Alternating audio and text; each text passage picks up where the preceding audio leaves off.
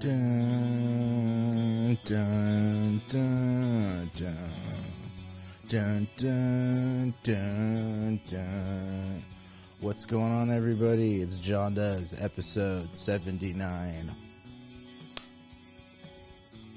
This is a special episode 79, because I went to the movies, because this is Jon Does, and what does Jon do? Stuff, and then he comes and talks to you about it.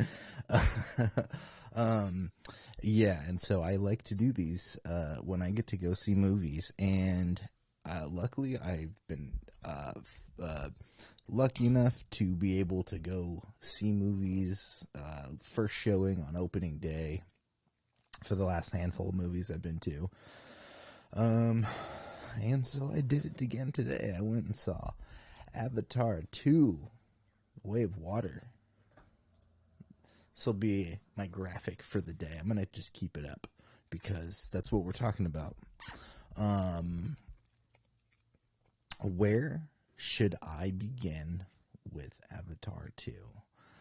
Let's see. I'm pretty much not just out of the theater because I'm at my house now. The theater's like a 5-minute drive from my house. 7-minute drive, maybe. So, this is basically me out of the theater, back at my house, streaming, just doing the old stream shaboodle. You know what I mean? Yeah. So, I will preface this with, I have not rewatched the original Avatar movie in years. I didn't rewatch it going into this one. I didn't know if I needed to. I don't think I needed to. Watching the first movie might be in the cards now. I think I remembered hearing that they took it off of Disney Plus because they wanted people to rent it before the sequel came out 12 years later. So yeah, let's start off with that. 12 years later. I don't know if they give you an actual time frame in the movie how much time has passed. I will say this is non-spoilery.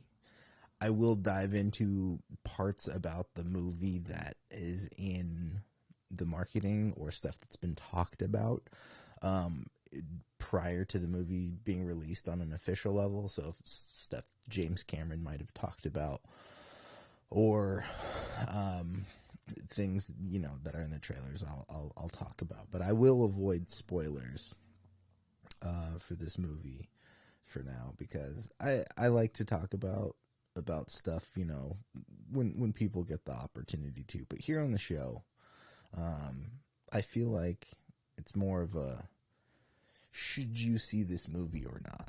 And you don't need me to tell you what the movie is. I just want to tell you what I think about the movie. So yeah, the first one came out in 2009?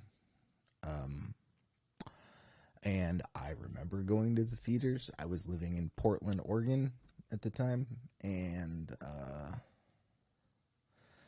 those were good times. Those were good times and also rough times. But I do hold my memories of seeing the Avatar film in high regard.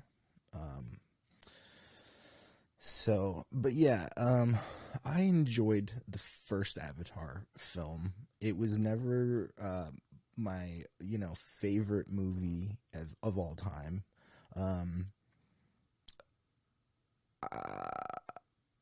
I think, I like Star Wars and stuff like that. I like my dumb sci-fi fantasy stuff, and I do think this has potential for being one of those sagas, I guess, that might be lasting. However, we didn't know anything about Avatar prior to the first one. There was no, source material for it, unless you consider like Fern Gully or Dances with Wolves.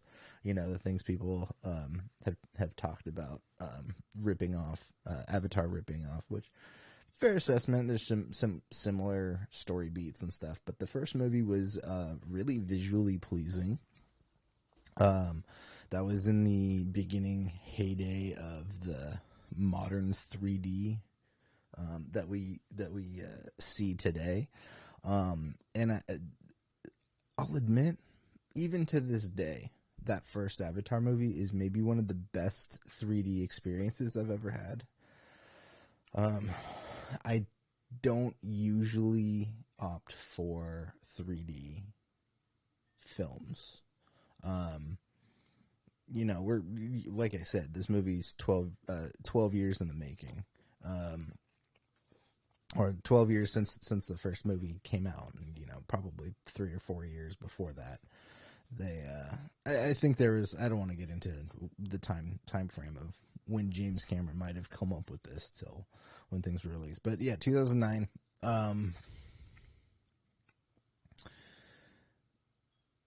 So yeah, we didn't have a lot of source material, no source material for this franchise, so there wasn't really anything to go off of. We are now in the territory where there is a world that's been built. There's what am I trying to say? There are societies alien societies that we've never seen before. It is vast, and it is. I think there's potential for the vastness of like a Star Wars, where you can go all over the universe. But for the most part, both these two movies, there are two locations that we are aware of. There's Earth, because there's Earthlings that come to Pandora, the planet that these two movies take place on. That's the main spot for where this story takes place. We don't go off Earth, although I have heard if there is potentially a fourth or fifth movie. I know James Cameron wants to do a bunch of these. If there's a fifth sequel, I think they wanted to go to Earth later on in the series. So, yeah, we'll see how that goes. We will see how this plays out. I'll get into some more of the story points. Sorry, I won't spoil too much of the story because they don't give you a ton of story in the trailers. And I think people were theorizing there probably wouldn't be any spoilers or story. Again, one of the complaints for the first movie was the overall story, which I don't totally disagree with. It's I don't know. It was a strong story, but I think the reason you go to see these movies is the visuals, and the action, baby. There's a ton of action in this movie. There's a ton of action in this movie. So let's see. The first movie, I think I probably saw it in theaters. This was at a time when I wasn't rewatching movies in theaters. I'd watch a movie and then maybe never watch it again. Still like it, but never. Oh, I'm crashing from all the candy I ate.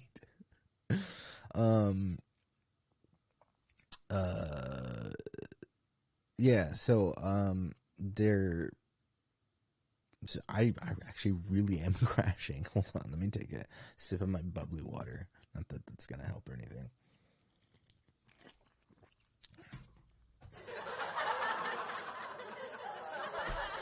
I know, I'm funny.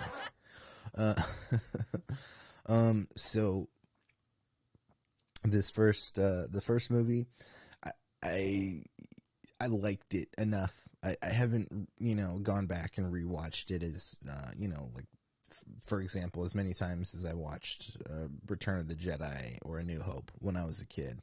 I've rewatched Avatar that many times, but I do remember, I think I saw it at least a couple of times in theaters, and one of the thought processes I had was I remember I can't remember how many times I saw it specifically, but I remember wanting to see it multiple times because the first time I saw it was in 3D. I don't think it was IMAX 3D. I think it was just 3D. Yeah, I think it was just 3D. Actually, was there an IMAX version? I might have seen it in IMAX 3D. Or I think I saw it in 3D, IMAX, then in just 3D, and then standard. And I wanted to see, I always like, with a movie like Avatar, I think it, for me, it was important to see the 3D version and then the non 3D version, just to like kind of compare and contrast, see what kinds of differences I could spot in the graphics and whatnot. So yeah, 12 years later, we get the sequel for this. And again, I haven't rewatched Avatar in years, the first Avatar movie. And I kind of wanted to walk into this one a little blind with not very many expectations. Again, it was like, it's been 12 years. What do you got for us? So my initial reaction here, you're hearing it here first. This movie is pretty fucking awesome in its visuals. Ryan, sorry, is there nudity in these movies? Yes and no. All at the same time. There's like naked blue people, but they don't have nipples, and I don't see any genitalia flopping around or anything like that. They do have dreadlocks that they stick in things. I kind of feel a little bit similar to how I felt about the first one, where this was a really fun movie to watch. It was a really fun movie to watch. I wonder what the rewatchability is on this for the general audiences in terms of making money, because that's what happened with the first Avatar. Is it came out, so there's two things that really boosted up. One of the reasons why the Avatar movie, the first one, made so much money is, first of all, 3D tickets, which 3D was on the rise at the time. So instead of like a $10-12 ticket, you were spending $18 to $22 a ticket to see this in 3D. And then they did a bunch of re-releases and stuff like that. But also there was a lot of word of mouth with Avatar too. Like, it came out, I think it came out like at the end of 2008, like Christmas time. I think it came, if I remember correctly. I might be a little off. And then I think it didn't really hit till after the new year, when people were like, had started to see it and were like, this movie is insanely beautiful. And then the word of mouth kind of kicked in, and people started to see it multiple times. There was a lot of repeat viewings in that original one for the general audience. So I'm curious what the repeat viewership on this is going to be. I do think people will come back to see this movie, but I also think that we are not in pre-pandemic numbers territory. If this movie does, it's crazy to be talking in billions of dollars, but this movie will probably make like $1.2 billion. I don't know. I don't really know what the audience's vibe on this, now that we're in this post-COVID world where I think people do want to go to the movies, enjoy the movie theater experience. I just don't know how many people are going to be doing that now. Like, I think people will go see this movie. I don't know if this is Top Gun 2 level of like, I actually really liked the Top Gun 2 movie. It was an amazing theater experience, and that had a similar thing where there was a lot of repeat viewing. And I think in this post-COVID world, Top Gun is kind of the numbers to beat. in regards to the box office. That was a movie that I think they showed it like even in China and stuff like that, which is those China and some of the other China is a big one, but there's a lot of financial gain when some of these movies are released in international in certain territories, and not all movies are released in every country either. I think China has, if I remember, something around like they only allow like 10 Western movies a year, something like that in China.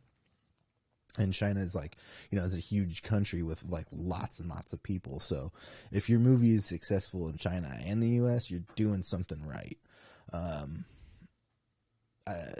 Unfortunately, the reason why we get as many Fast and the Furious movies and the Transformer movies, those garbage Michael Bay Transformers movies, there's another one coming out. It's not directed by Michael Bay, so it might be good. Who knows? But the reason we've had like 15 of those and a million Fast and the Furious movies is because they do really well overseas. So I'm very curious to see how this will play out. There's very much the theme, similar theme as the first one. It's a very environmental story. It is, I guess, I want to use the word capitalistic versus natural theme. That's a huge part of the story. If you've watched the first one, you kind of get what it's about. They're after a resource on this planet.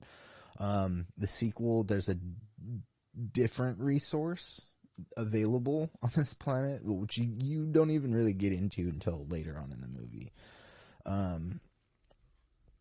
I guess kind of mild spoiler, but there's a little bit of rehashing themes from the first movie, but I think they do enough of good fun stuff in this one to really make it feel different. So let's see. I'll start with some of the acting. The acting in it is really good. This is, again, it's been a while since I've watched the first one, so I don't remember how I felt about Sam Worthington, who is the lead in both of these. He's there's a time jump from the first movie to this one, so there are children involved. There are young versions that they're kind of passing the torch to. But Sam Worthington still plays a big, vital role. He is still essentially our one of our main focal characters. So I think this might be some of the better acting I've seen from him. I think I think James Cameron pulls really good work out of Sam Worthington. It's he was somebody that I think Hollywood really wanted us to latch onto for a time. The first Avatar being one of them.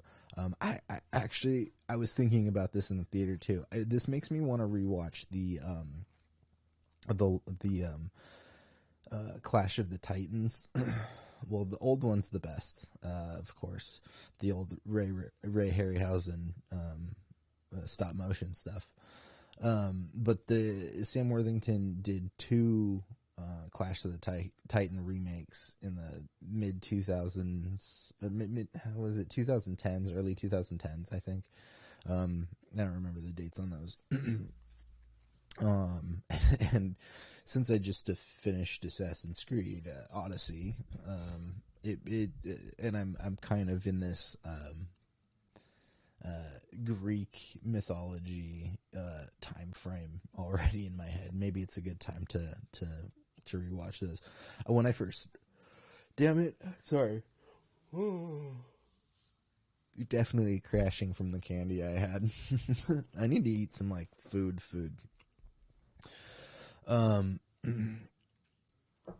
What was I saying? The Clash of the Titans. Yeah, I should rewatch this. Oh yeah, before I in the beginning of playing the Assassin's Creed Odyssey game, I rewatched 300, and then I watched the sequel, which I don't think I'd ever seen before. Got me in the mood, got me in that ancient Greece mood. Give me that greasy mood. You don't like it greasy. That wasn't very greasy either. That was a more stale fart. Greasy farts are fun. Those are scary though, because you don't know if it's. Sometimes you're like, oh yeah, I feel like, but it could be like the hot chocolate, ready to burst. Why am I talking about this? You don't care about poops.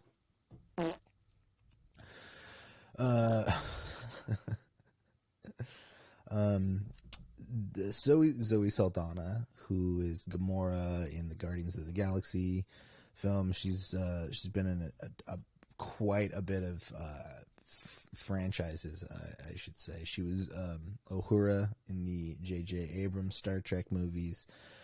This was one of her first big franchises, I guess. She was the love interest in the first movie. Also a really badass warrior character. She really brought it in this movie, actually. I think her acting was... there are some moments where I feel like...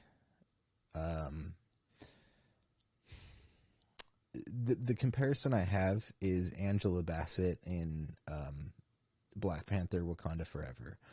Amazing work. I think Zoe Saldana gets close to that. In this, there's moments where like I really felt the emotions that she's feeling. There's one really pivotal moment there in the beginning of the third act. And she has this scream, and I felt it. I felt it in my bones and in my heart. You have more to say about your own farts than you do this POS movie. You know what? I do. I could talk about farts all day. I don't think this is a POS movie. I think it does repeat some of the themes from the first movie, but the beats are a lot different. So I think the thing that will scare people away from this movie is the runtime. The runtime on this movie is long. It is 3 hours and 10 minutes long. This movie is 3 hours and 10 minutes long. I did not really feel it. Sometimes a 3-hour movie can feel exhausting, super exhausting. And I didn't feel like this was very exhausting. I was entertained pretty much instantly in this movie. I really brought into the world. I was glad to be back in Pandora. It looks beautiful. It visually is unlike anything I've ever seen in a movie before. And that's I saw the original one in theaters. I had the same reaction about the first movie of like, wow, this is amazing looking. And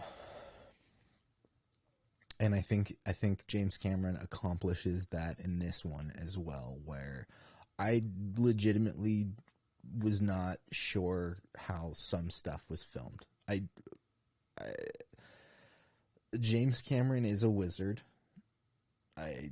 There's really nothing else to say about that. He's a wizard.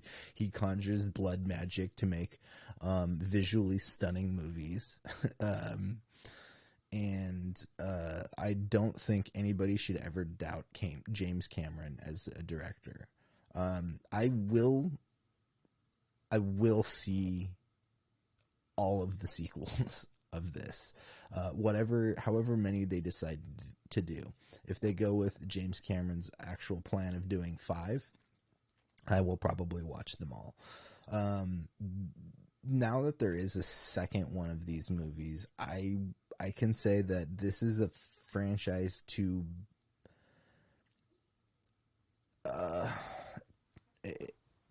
sorry, let me adjust this real quick. Oh, there we go. We back.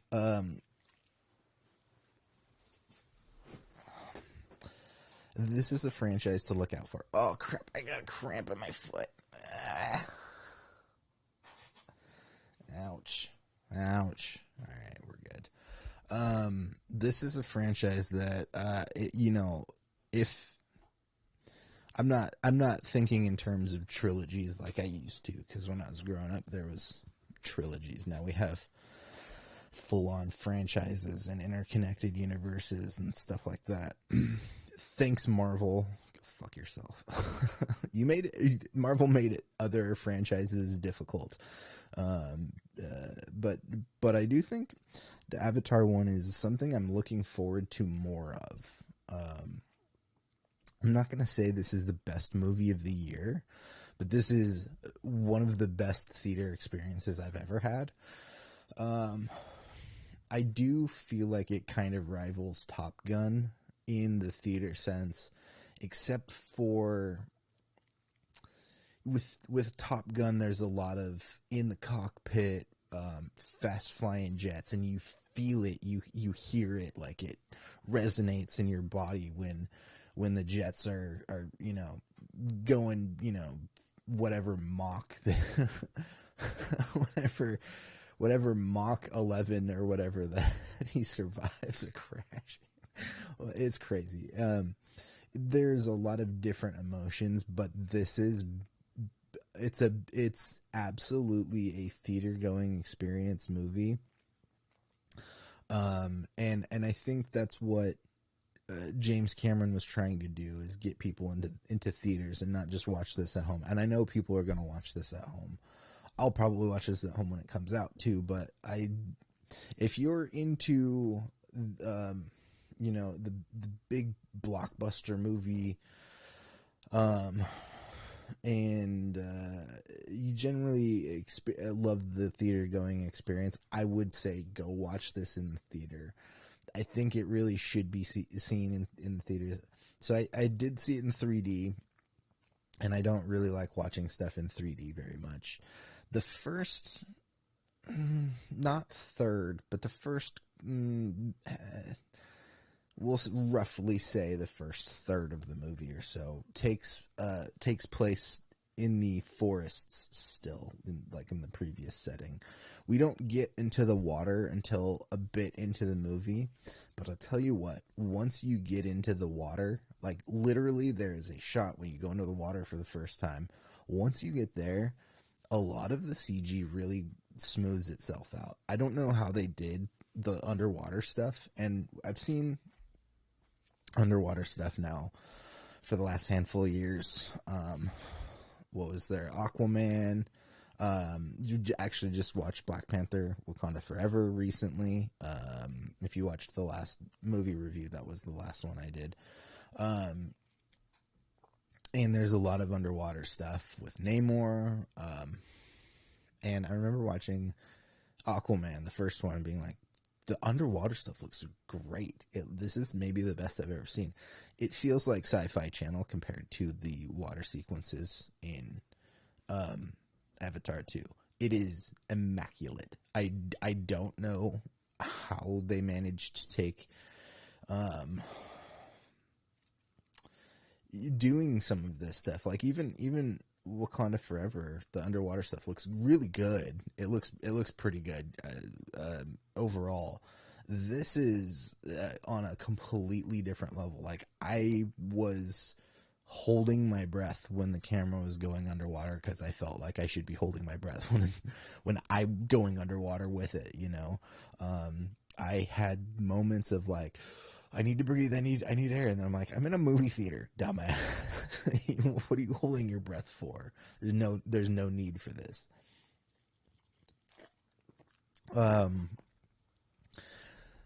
So I was really immersed in this world,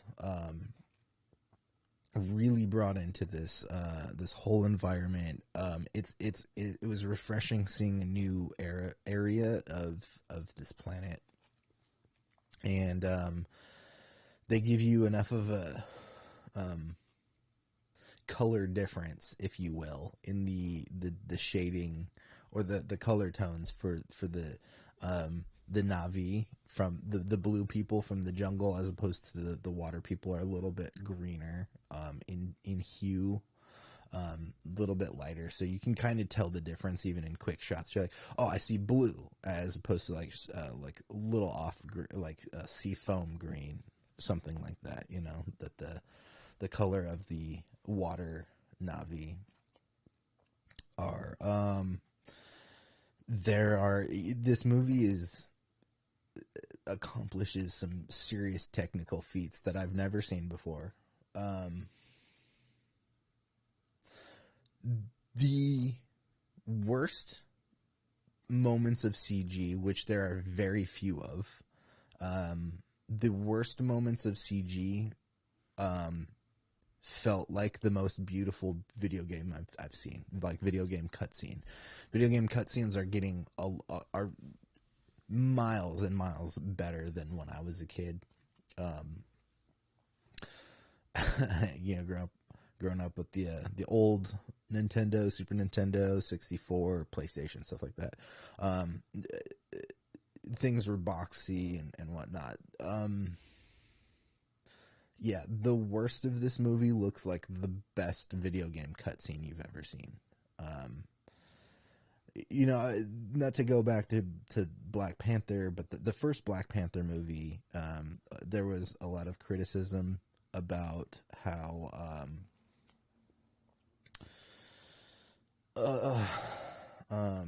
sorry, I'm totally crashing from all this sugar that I ate. Sorry, I'm totally losing my train of thought here. It's not that this movie's POS, like Ryan said. I should have eaten something solid before I just started streaming. Yeah, video game cutscenes are really good these days. What I was going to say, Black Panther.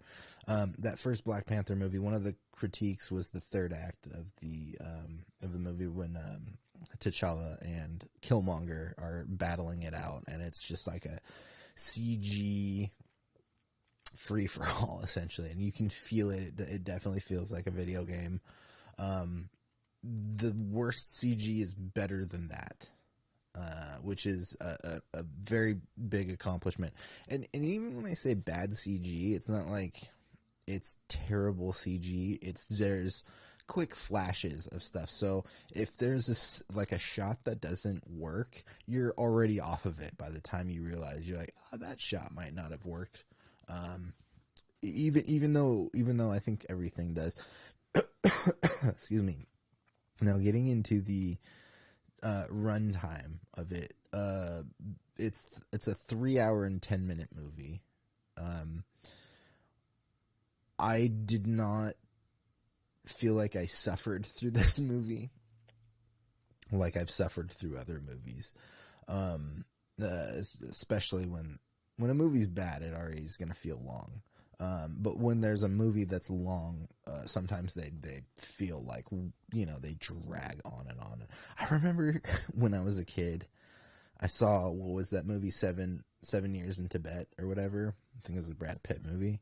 And I felt like I was in Tibet for fucking 70 years. That movie dragged the fuck on, and I could not hang in the theater watching that movie. But the runtime on this, it is a little long, and I think there are scenes.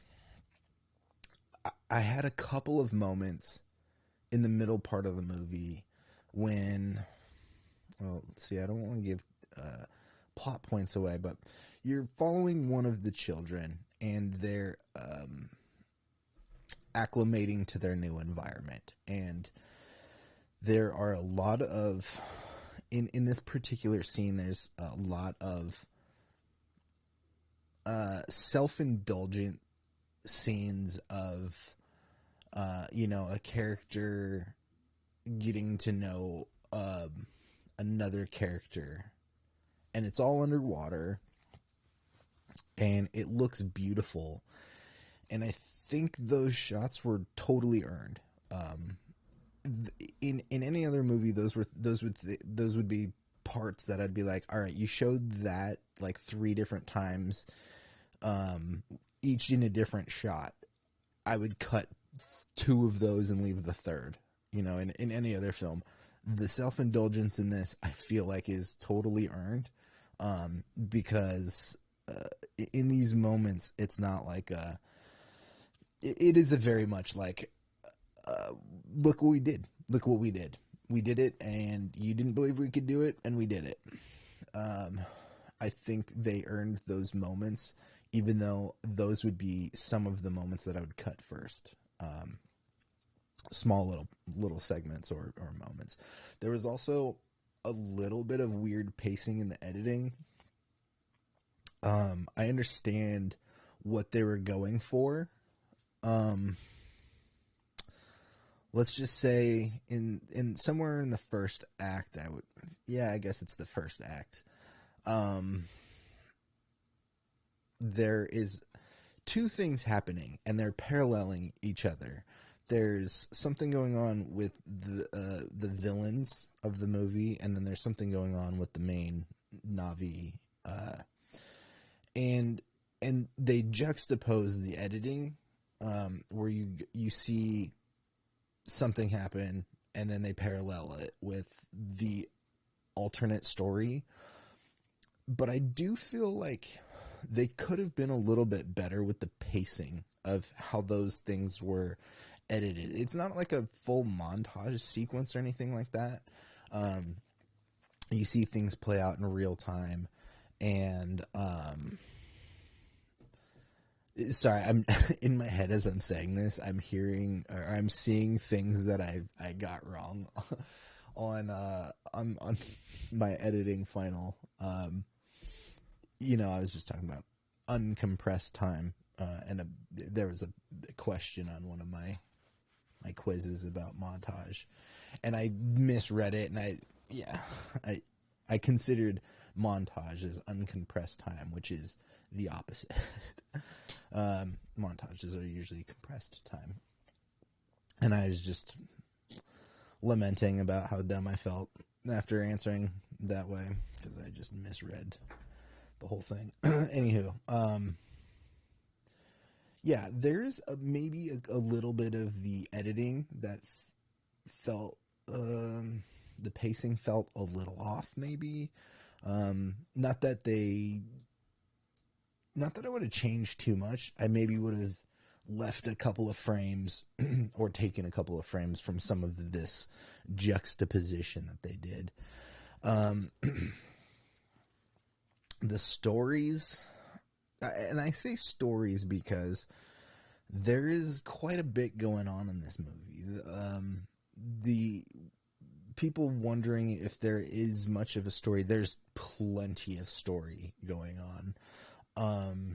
At moments you get a bit of like Free Willy. At moments you get the themes that are regurgitated. Like the first movie, a lot of people were like Dances with Wolves, Fern Gully. There are regurgitated themes, but I think they do a good enough job making them different. This isn't like I'll put it in terms of Star Wars. It's easy to do that. The sequel series started off as a regurgitation of the first movie. You got a lot of the similar beats. This does not feel like that. It doesn't feel like it regurgitates. If it does, it feels fresh enough, and you're distracted enough with stuff going on. The visuals, I was completely taken into the world of Pandora. I loved the water stuff. As beautiful as the jungle the jungle environment is in the beginning. And in the first movie, the water stuff is phenomenal. I've never seen anything in movies like this before. I will watch more. I will absolutely go see a sequel. The jury's still out on how many times I will see this in theaters. I will probably watch it at least one more time in theaters. I probably want to rewatch it, maybe go with a friend or something like that. And if they want to see it in 3D, I will. I will definitely watch it in standard definition as well, because I do like to see how things differ. Whoops, I didn't mean to hit the space bar. Did that do anything? I don't think so. Stream's still going. All right. Oh, yeah. I can change that now. I'll do that later.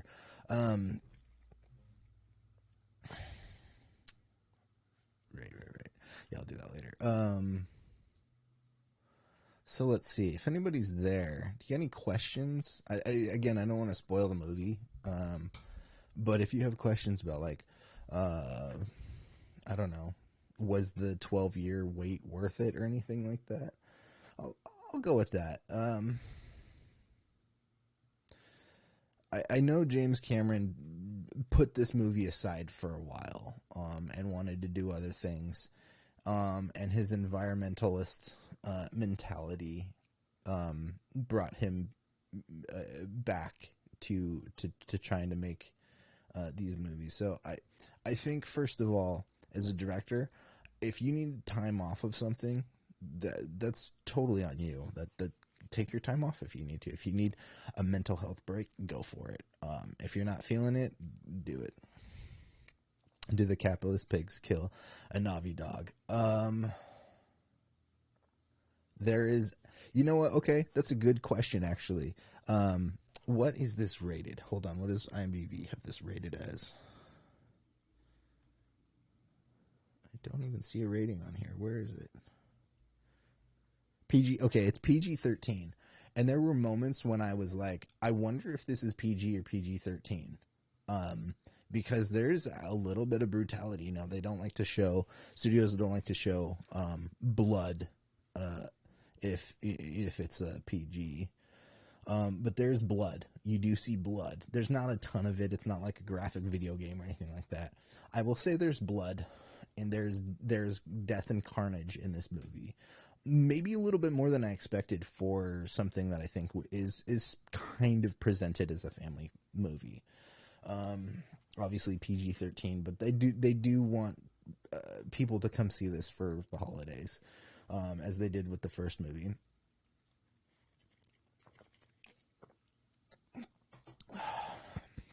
Excuse me, I'm gonna burp. I know I'm gonna burp here in a second. Yeah. There is very much on the nose environmentalist theme. There's very much well, I mean, nothing super blatant. You kind of know what the premise of both movies, the first one and this one, is, you know, taking resources from underdeveloped, in this case, planet. It's a big theme, and this is a franchise that is going to remain a pro-environmental. It's going to maintain a pro-environmentalist stance through, regardless of what they do with any future movies. The basis of this is rooted in an environmental cause, I guess. Let's see, I had some jokes in my head during the movie. I'm trying to remember any of them. There's a lot of stuff going on. Oh, I was just I have a joke I'm gonna make a meme of, I think, based on the it's probably 10-year-old now M&M commercial they show at the beginning of movies, where it's like it looks like a spy thriller type commercial, and then it turns out it's just an M&M commercial. Yeah, I guess Joe Biden's in one of those. Is in that commercial, but he's incognito mode, aka and I'll demonstrate this right here. If you're looking at the screen, look at my face. Here, I'll face the camera. This is Jon Does. Who am I now? Jon Does? Stranger. Jon Does? Superman. You know? You know what I mean? Joe Biden goes incognito. I'll make this stupid meme. I'll share it with you guys when I make it. Yeah. Let's see. The 12-year wait. I think the first step is James Cameron needed time off to do his thing, spend as much money living in submarines as he wanted, and then whatever brought him back to this.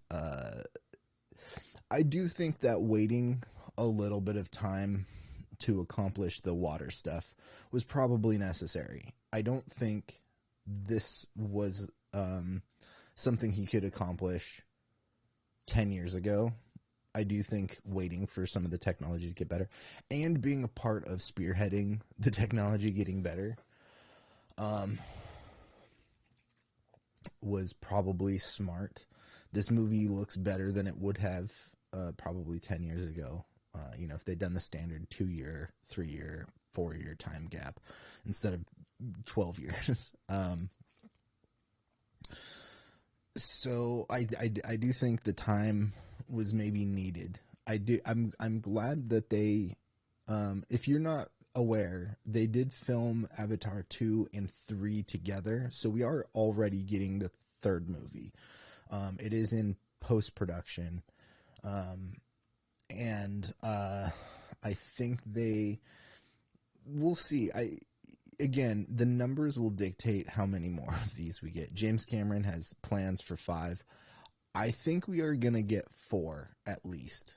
I think this movie is good enough to warrant the third one, which is they've already spent the money on it. So we'll definitely hear they'll probably say, "Oh, Avatar 3 is greenlit," or "It's a go." We were probably already gonna get the third one. I don't know when that's planning on coming out. Actually, let's see if there is anything about that. Oops.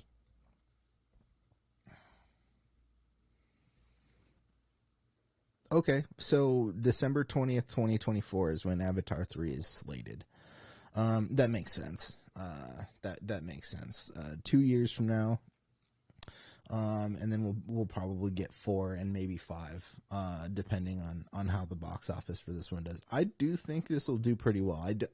I have a hard time thinking it's going to rival the first one, but I do think it'll probably break $1 billion for this movie. It just depends on the repeat viewing and if people really want to go to the theater to see this, which I think they should. I think this is a theater experience that you really wouldn't want to pass up unless you don't like going to the theater, which I think more people are not as big on the theater going experience as much as they used to be post pandemic. Having your own home theater setups, more cheaper to get like a really nice TV and whatnot. But if you can go see this in 3D and the 3D doesn't bother you, I would recommend it. I think this is again one of the few movies that works for me in 3D. One of the thoughts that I had too was it was nice. There were only a couple of trailers before the movie. There was the Ant-Man Quantumania trailer, which comes out in February. There's the Guardians 3 trailer, which I was already tearing up at the Space Hog In the meantime, they use in the meantime for the music on that one. Ooh. Yeah, Zordy. They had me in that trailer. We talked about James Gunn and DC yesterday. I probably didn't get all of the thoughts I have out in my head out regarding the situation over there, but I do think that DC being in the hands of James Gunn is a good move. I know we're all sad about Henry Cavill not coming back as Superman.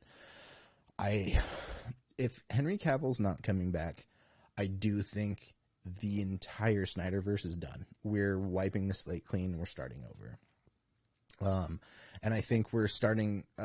My guess would be they want to move forward with Robert Pattinson's Batman. Would be a guess. I wouldn't be surprised if they started slate clean from that. But Batman came out this year and it made $1 billion. So I would venture to guess, and Robert Pattinson's still relatively young. You know, this Batman movie was year one essentially. So building off of the Matt Reeves universe, I think would be good. And the more and more I think about it, I like that. Especially depending on who they recast. They have talked about going a little younger. So if we have, if we're coming out of year one Batman into like a younger Superman, I think that gives them both time to do 1 or 2 more movies each. And then, boom, you get your Justice League, based on whatever other characters we're bringing into this. Be it Martian Manhunter, or if we're getting a new Wonder Woman or Cyborg, or I don't know. I don't know what the plans are. Sorry, to get back to Avatar though. This has been brought up. James Cameron talked about it, and Sigourney Weaver have both talked about it. Now, she's in the first movie, Sigourney Weaver is. And spoiler alert, if you haven't seen the first one, she dies in that movie. There's a character in this movie, is a 14-year-old girl. She is an adopted daughter to the main characters from the first movie. They have 4 kids total, and one of them is an adopted daughter who's connected to the Sigourney Weaver's character from the first movie. I won't give away really how that works, but I was shocked to find out this 14-year-old girl in the movie is actually Sigourney Weaver. As far as I have found out on the behind the scenes end of this, the Sigourney Weaver was on set and played this character on set. I had zero idea, because I was thinking about it in the movie. I was like, who's this actress that's playing this? I don't know who this is. And it's actually Sigourney Weaver, which is amazing. It's amazing. She is one of the more heartfelt characters in the movie, and I really enjoyed her. I'll get into the kids real quick too. There are 2 brothers. There's 2 boys that are kids of the main Jake and Nateri. They also have a young daughter, and then they have this adopted daughter. Kiri is her name. And I think the kids are great. Honestly, I think the kids are really great. Not to say that there was like a brutalness or anything like that, but there was moments when I felt like the younger son, who becomes one of the like lead main focal characters, he felt kind of like what's his name? Ivar the Boneless from Vikings, the Vikings TV show. I'm not sure who plays who. And then there is a kid who's like a human kid, but he grew up with the Na'vi spider and he was an interesting character too. There's some cool stuff that they do story wise with him and how he's connected to the original story. Stephen Lang comes back as the villain from the first movie. He comes back in a new capacity, which was they leaned into the science fiction element of things, and I was totally fine with it. It's a James Cameron movie, you know what I mean? You don't really discount James Cameron. Cliff Curtis, he's one of the new Na'vi. I hate that when my camera like goes into sleep mode. It's still on, but what I see goes into sleep mode, and it like tilts the camera up a little bit. It's weird. Yeah, and Cliff Curtis and Kate Winslet are new additions to the cast. They were really, really great. And some returning people. There's a couple of big names that pop up in kind of side roles I didn't expect to see there.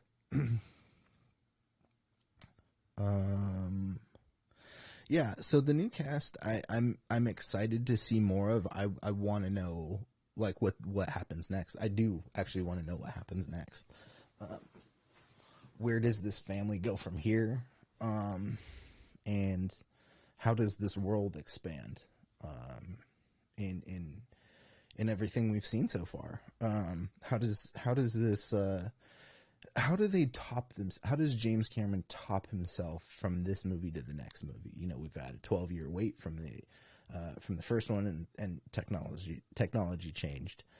I don't expect to see much of a technical change between now and the next movie, especially since they shot them together. But I do expect not better. I do expect more from the story. If there isn't a 10-year gap in technology between this movie and the next, they better up the ante a bit.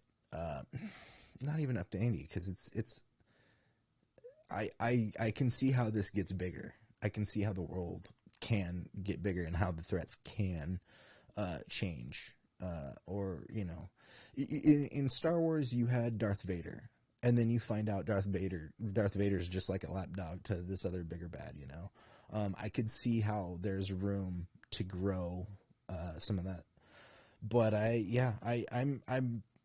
enjoyed this movie quite a bit, actually, especially after talking about it. So I'm gonna get going because I'm hungry. I need to eat something. But I'll do a quick smelly pit rating for you guys. What do I think about Avatar: The Way of Water? Out of my 5 smelly pits, 5 smelly armpits is the best you can get. And I think Avatar: The Way of Water is a solid 4. You know what? I'll give it 4 1/4. 4 and a pit. I really enjoyed this movie. Excited to see more.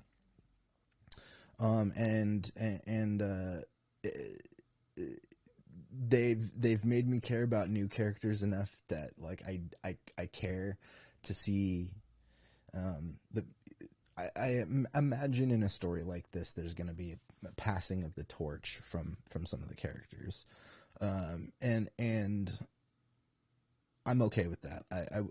I'm cool to see new characters, new locations, new everything really. Yeah. So yeah, like I said, I'm gonna get out of here. Peace out, Ryan. Hope you have a good night. I will be back tomorrow with a regular episode. Pat will be on, and we will be talking about our top 5 favorite records of 2022 so far. So yeah, we will see you tomorrow. Don't forget to check out wilddinosaur.com. I didn't do this at the beginning. Don't forget to check out wilddinosaur.com. It's the best place to support the channel. Buy some merch, and if you buy some merch, you wear it, you use it out there. You know, I got tote bags, I got t-shirts and stuff. Take a picture and post it on social media and tag me. Instagram stories is the best, if you know, or Facebook stories. Post it up there, tag me in it, and I'll send you one of these sticker packs just for being nice. So yeah, go check out wilddinosaur.com, and yeah, I will be back tomorrow. So with that, I hope you all have a good rest of your night. And if you go check out Avatar, come back to this video and let me know what you thought about the movie. And yeah, comment, like, subscribe, do all that fun stuff. And I'll see you guys tomorrow. Peace.